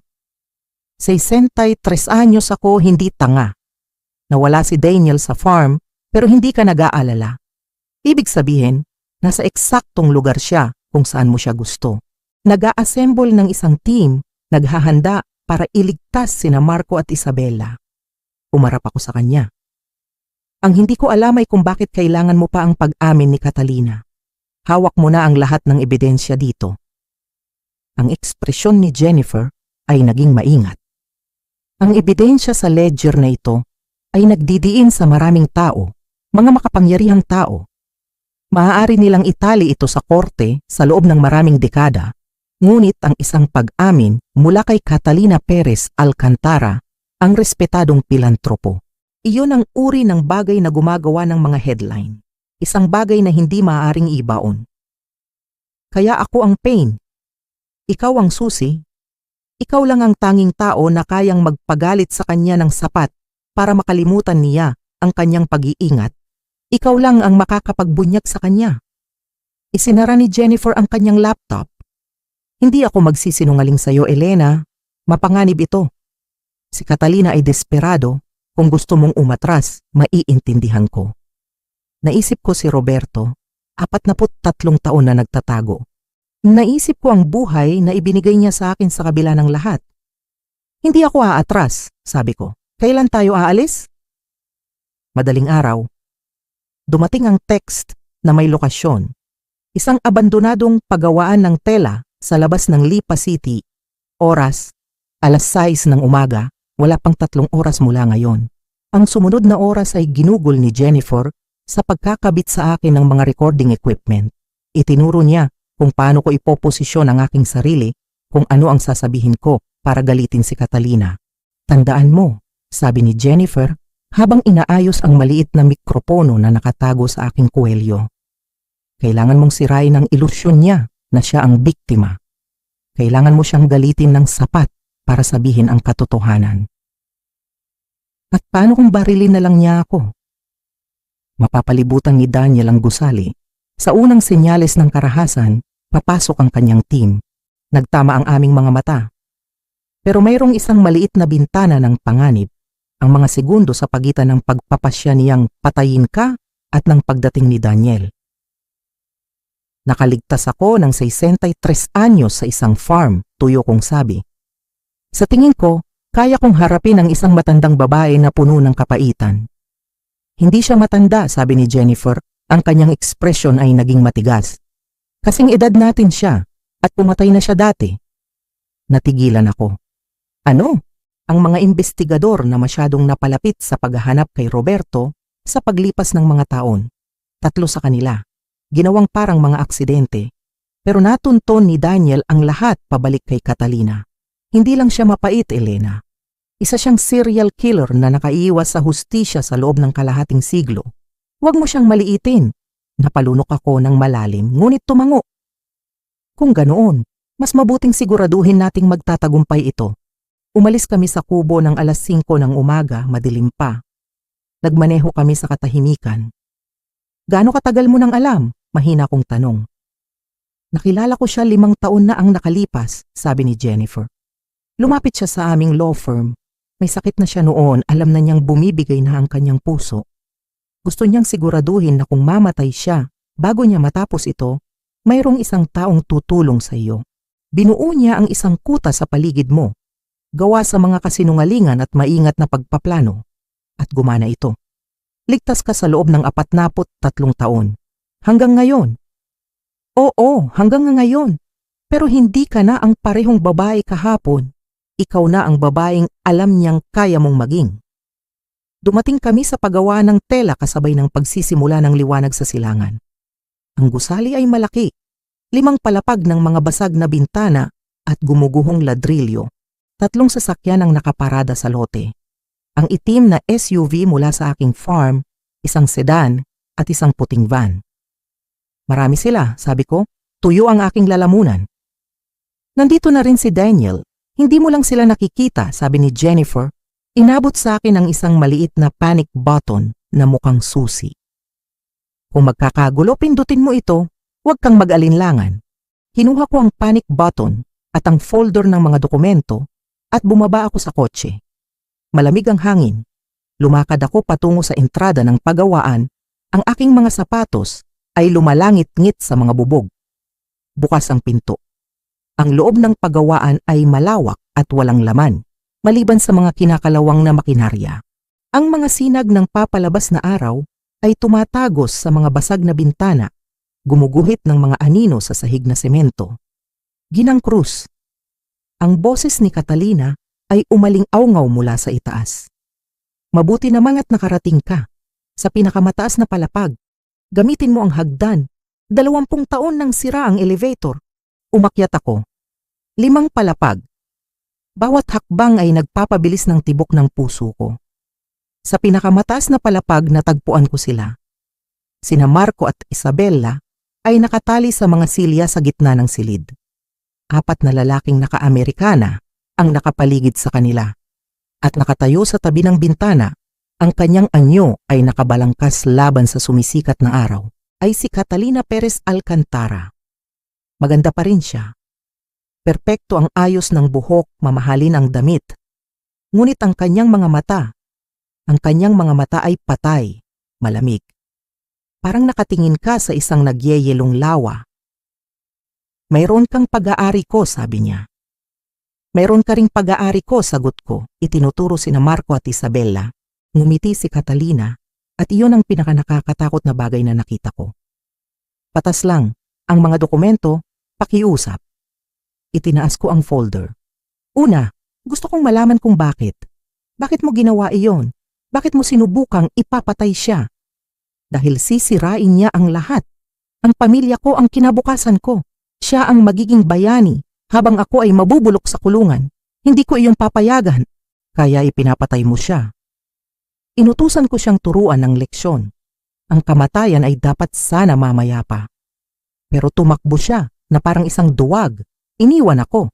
Ninakaw ang bilyon-bilyong piso at naglaho. Alam mo ba kung anong ginawa noon sa akin? Ang kahihiyan.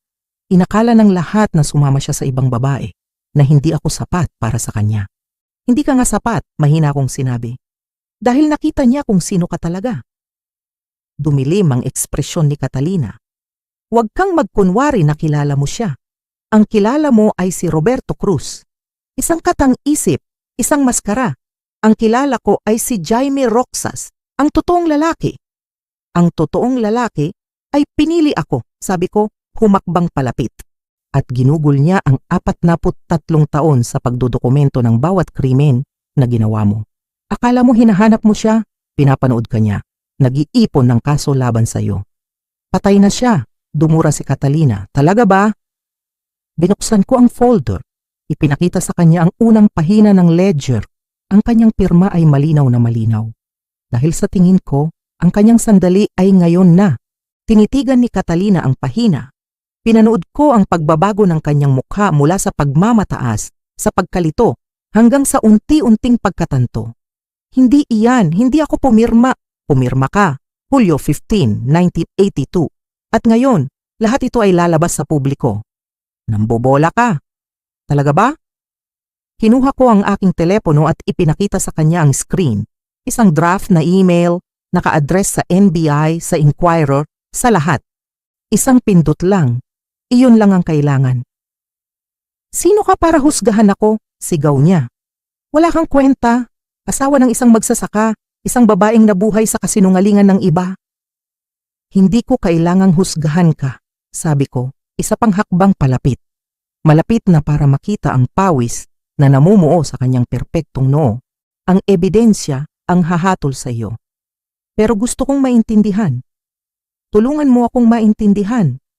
Paano ka naging ganito? Paano naging isang halimaw ang babaeng minahal ni Jaime ng sapat para alukin ng kasal? At doon, nakita ko ang siwang sa kanyang baluti. Ang kanyang kamay ay gumalaw patungo sa kanyang purse. At alam ko, nang may kasamang nakakatakot na katiyakan na may baril siya doon. Napapatayin niya ako. Na masyado ko siyang itinulak. Pinindot ko ang panic button. Ang mga bintana ay sumabog papasok habang ang team ni Daniel ay bumababa gamit ang mga lubid. Ang mga tauhan ni Catalina ay sinubukang bunutin ang kanilang mga baril, ngunit napatumba sila bago pa man makaputok. Sina Marco at Isabela ay tumagilid, nakatali pa rin sa kanilang mga silya.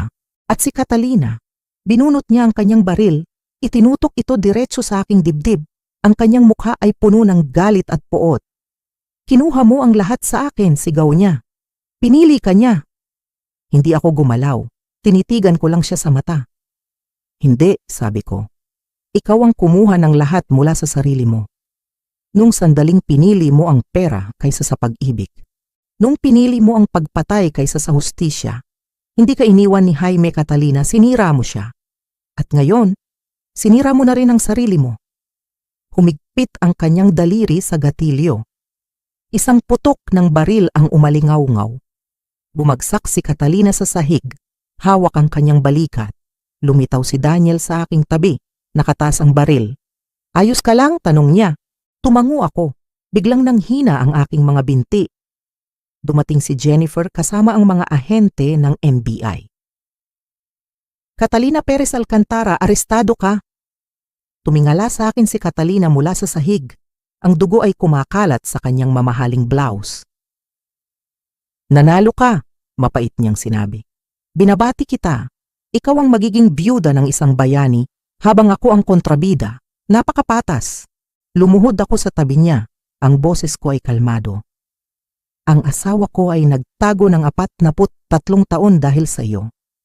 Namatay siyang hindi magamit ang tunay niyang pangalan. Kinuha mo yon sa kanya. Kaya hindi, Catalina. Hindi ito tungkol sa pagiging patas. Ito ay tungkol sa hustisya, sa wakas. Tumayo ako at lumakad patungo kina Marco at Isabela. Niyakap ako ni Marco ng mahigpit. Inay! Bulong niya. Patawad po, patawad na patawad po.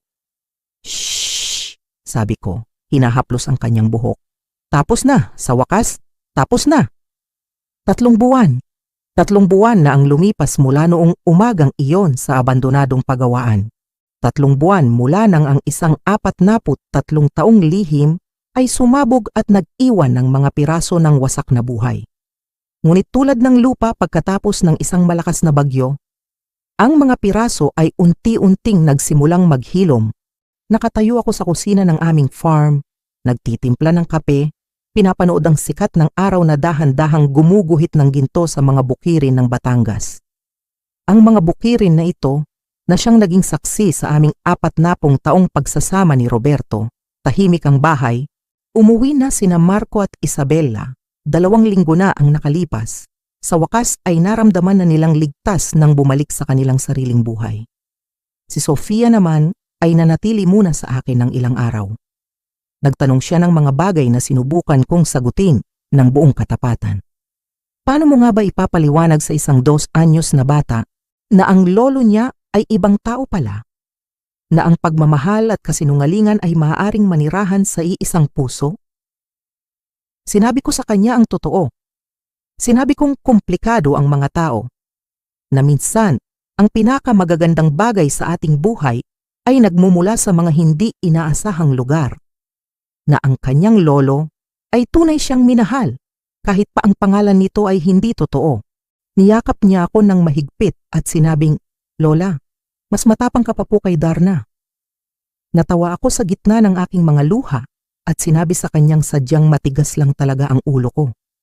Ang mga kasong isinampal laban kay Catalina at sa kanyang mga natitirang kasabwat ay naging pambansang balita. Pilantropo sa Maynila, arestado sa 40 taong money laundering scheme, sabi ng isang headline.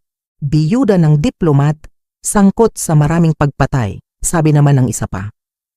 Bawat araw ay may mga bagong revelasyon habang sinusuri ng mga piskal ang bawat detalye sa ledger ni Roberto. Si Catalina, sinubukan niyang sabihing wala siya sa tamang pag-iisip. Pagkatapos ay nagtangkang magpakamatay sa kanyang selda at sa huli, nanahimik na lang. Paminsan-minsan ay nagwawala tungkol sa pagtataksil at kawalan ng hustisya. Ang kanyang paglilitis ay nakatakda sa susunod na tagsibol. Hiniling ng kanyang mga abogado na tumistigo ako. Pumayag ako. Utang ko iyon kay Roberto. Isang araw tumunog ang doorbell. Ang sasakyan ni Jennifer Santos ang nasa labas. Sa loob ng 3 buwan, naging parang magkaibigan na kami. Pinagbuklod kami ng mga lihim at ng aming kaligtasan. May dala akong pandesal, sabi niya. Itinaas ang isang supot at may balita ako. Umupo kami sa mesa sa kusina. Ang parehong mesa kung saan ko unang inilatag ang laman ng baul ni Roberto. Ngayon, Enero na. Ang mga bukit sa labas ay nababalutan ng manipis na ambon ng umaga. Ang mundo ay tila malinis at bago. Lumawak na ang investigasyon ng gobyerno, sabi ni Jennifer. Ang ebidensya ni Roberto ay nagresulta na sa 14 na demanda, kasama na ang 2 kasalukuyang kongresista.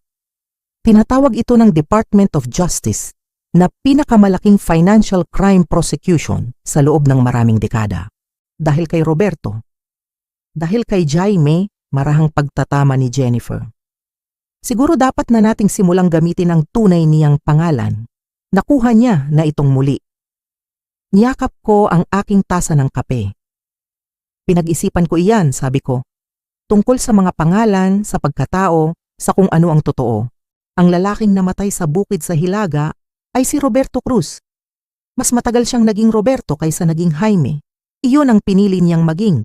Iyon ang siya sa piling ko. Tumango si Jennifer. Sige, Roberto kung ganon. May kinuha siyang isang sulat mula sa kanyang briefcase. Gusto kang makilala ng pamilya Whitmore, ang nakababatang kapatid ni Roberto, ni Jaime, si Margarita. 70 taon na siya ngayon, hindi siya kailanman naniwala na patay na ang kanyang kapatid. Nang malaman niya ang totoo, 3 araw daw siyang umiyak. Gusto kanyang bisitahin kung papayag ka. Gusto niya lang marinig ang tungkol sa buhay ng kanyang kapatid, ang buhay na pinili niya. Kinuha ko ang sulat, nanginginig ng bahagya ang aking mga kamay. Isang kapatid, may kapatid pala si Roberto. At hindi ko man lang nalaman. Isa na namang piraso ng isang komplikadong palaisipan.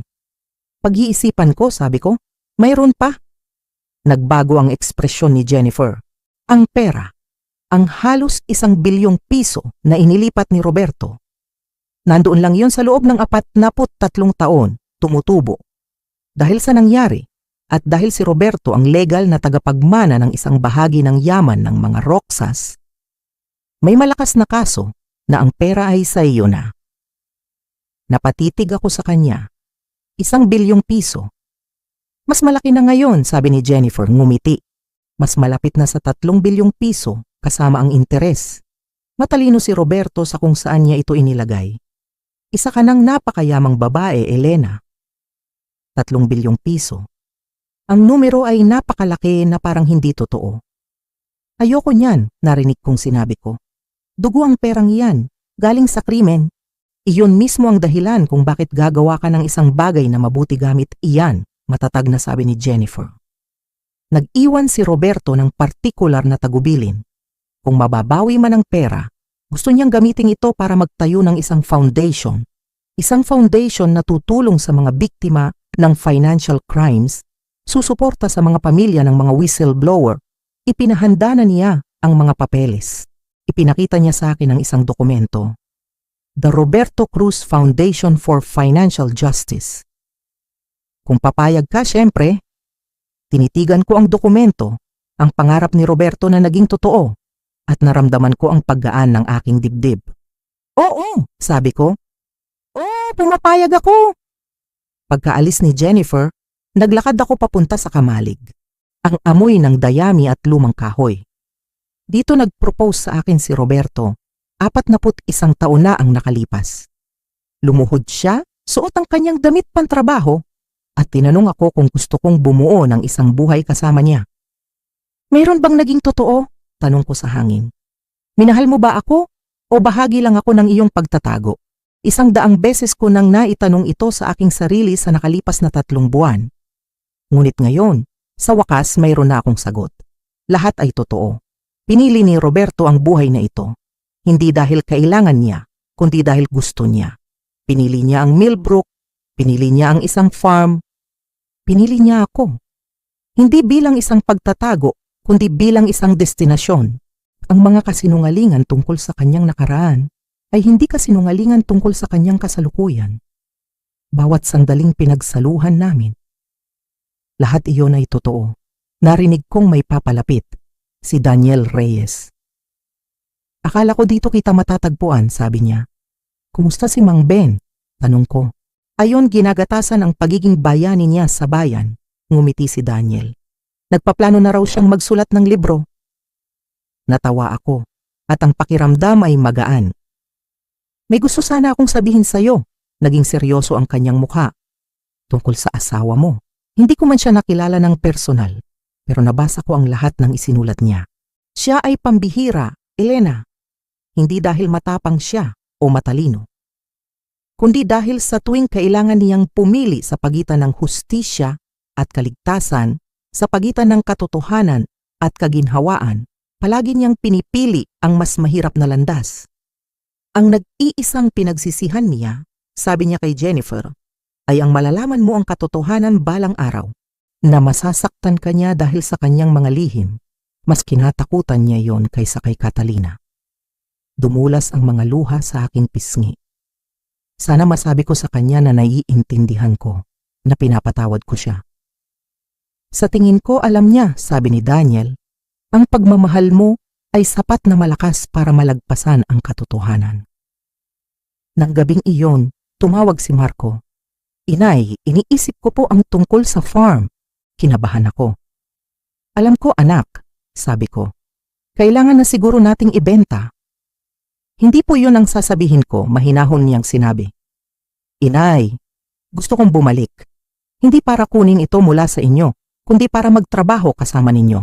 Para matuto mula sa inyo habang kaya ko pa. Para ituro kay Sofia kung saan siya nanggaling. Ang farm na ito, inay. Ito ang tahanan. Ito ang totoo. Ito ang gusto ni Itay, ang gusto ni na Itay at Lolo. Isang legasiya na tungkol sa pagbuo, hindi tungkol sa pagtakbo. Pagkatapos naming mag-usap, nilibot ko ang bahay. Hindi na ito isang musolyo ng mga alaala, kundi isang tahanan na handa para sa bagong buhay. Kinuha ko ang sulat ni Roberto mula sa baul at binasa ito sa huling pagkakataon. Ginawa ko ang kabaligtaran ng lahat ng hiniling niya at pareho kaming nakaligtas. Inilagay ko ang sulat sa aking kahon ng alahas sa tabi ng aking singsing sa kasal. Hindi bilang isang alaala ng sakit, kundi bilang isang paalala na ang pag-ibig ay maaaring maglaman ng mga kontradiksyon, na ang isang tao ay maaaring maging dalawang bagay ng sabay. At minsan, ang pinakadakilang gawa ng pag-ibig ay ang hayaan ng isang tao na maging komplikado. Dumating ang tagsibol at kasama nito sina Marco at ang kanyang pamilya. Dumalaw si Margarita, ang kapatid ni Roberto, at nagdala siya ng mga kwento ng isang batang lalaki na hindi ko nakilala. Binuksan ang foundation noong Hunyo. Nagsimula ang paglilitis ni Catalina noong Hulyo. Nang lumabas ang hatol na guilty, wala akong naramdamang tagumpay. Tanging isang malalim na kalungkutan. Isang gabi, habang papalubog ang araw, tinanong ako ni Sofia kung masaya ba ako. Pinag-isipan ko ang tanong. Oo, sabi ko sa wakas. Sa tingin ko masaya ako. Hinila ko siya papalapit. Itinuro sa akin ng lolo mo na kaya nating lagpasan ang lahat kung matapang tayong harapin ang katotohanan. At minsan, ang pinakamahalagang katotohanan ay ang pinakasimple. Ang pag-ibig ay totoo. Ang pamilya ay mahalaga. At ang tahanan ay kung saan natin pinipiling itayo ito. Tumayo ako sa beranda, pinapanood ang mga alitap-tap na sumasayaw sa papalubog na liwanag. At ibinulong ko sa hangin, salamat sa lahat. Sa mga kasinungalingan na nagligtas sa akin at sa katotohanang nagpalaya sa akin. Sa 41 taon ng pag-ibig. At sa isang sandali, halos naniwala akong narinig niya ako. Pagkatapos ay tumalikod ako at pumasok sa loob ng bahay. Ang aking tahanan, ang aking santuwaryo, ang aking legasya, at isinara ko ang pinto sa nakaraan. Ang hinaharap ay naghihintay at sa unang pagkakataon sa napakatagal na panahon, handa na akong harapin ito